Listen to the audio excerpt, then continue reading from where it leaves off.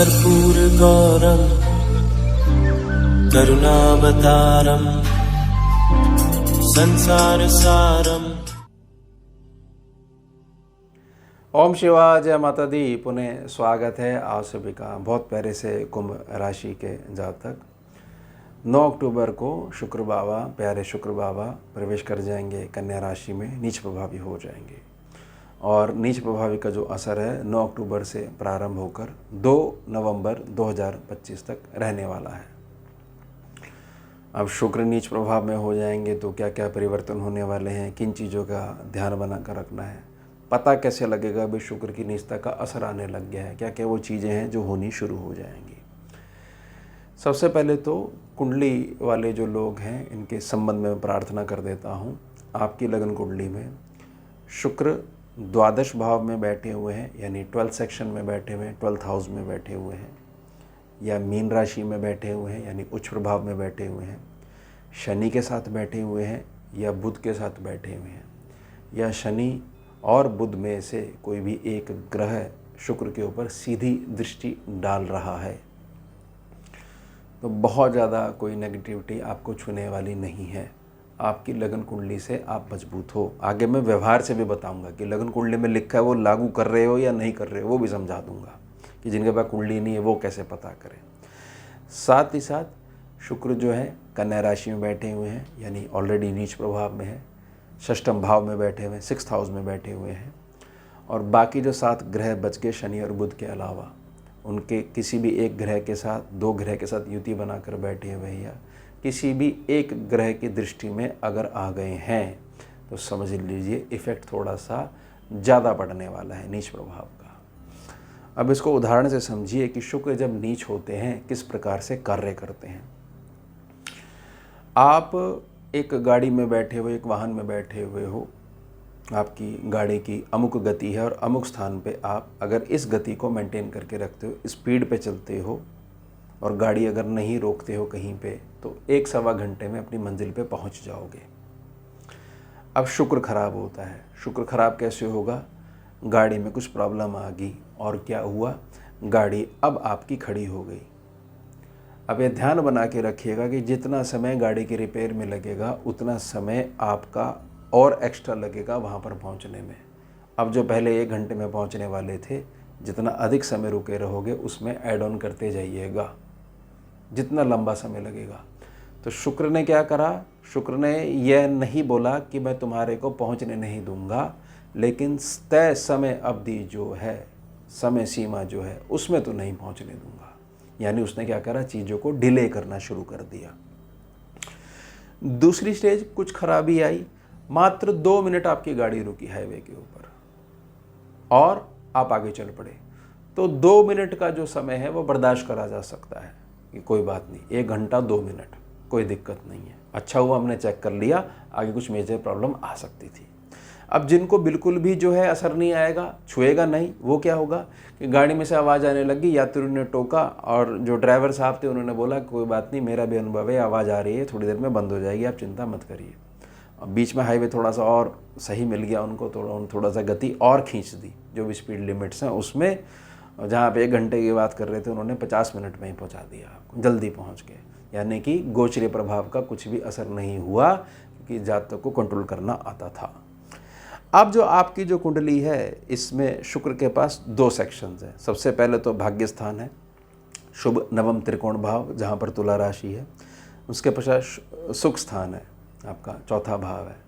4था भाव भौतिकता को दर्शाता है, माता के स्वास्थ्य को, माता की ओवरऑल जो ऊर्जा है उनको दर्शाता है, मन की आंतरिक प्रसन्नता को दर्शाता है, आपकी प्रॉपर्टी के सुख को, आपके पास कोई भूमि का टुकड़ा है, आपका बेस क्या है, किस रूप से मजबूत हो, उसको दर्शाता है।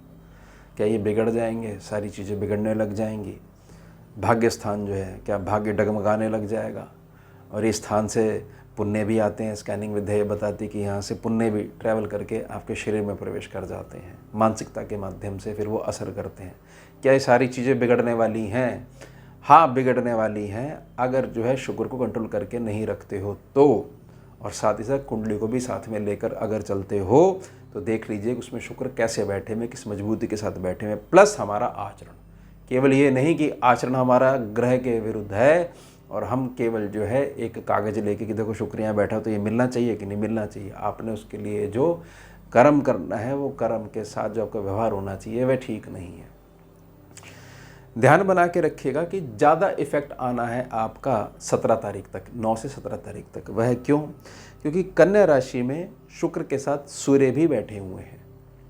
उसके पश्चात सूर्य जो भाग्य स्थान में पहुंच जाएंगे, वो भी तुला राशि में चले जाएंगे, इनके साइन में वो नीच प्रभावी हो जाएंगे, उनकी पावर भी आधी हो जाएगी।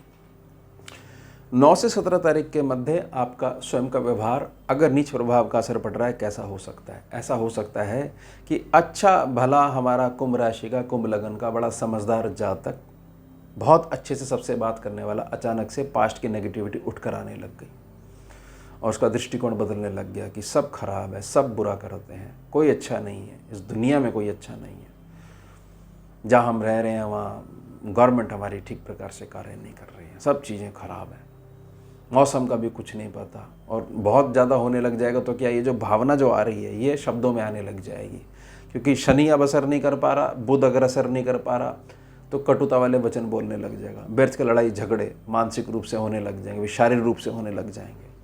और जातक जो है अपनी जो मूल स्थिति है उससे भटकते हुए अपने आप को निराशा का जो सागर उसमें डुबो लेगा, ये असर है। साथ ही साथ 9 से 17 तारीख तक ज़्यादा असर आपके जीवन साथी के ऊपर भी पड़ेगा, आपके धर्मपत्नी के स्वास्थ्य के ऊपर, मानसिक स्वास्थ्य पे, शारीरिक स्वास्थ्य पे। अब दोनों का शुक्र बिगड़ा हुआ है तो होगा क्या? वह कुछ आपसे कहेंगी, आप उसके प्रति उत्तर में उनसे बड़ा जो है कारण गिना दोगे।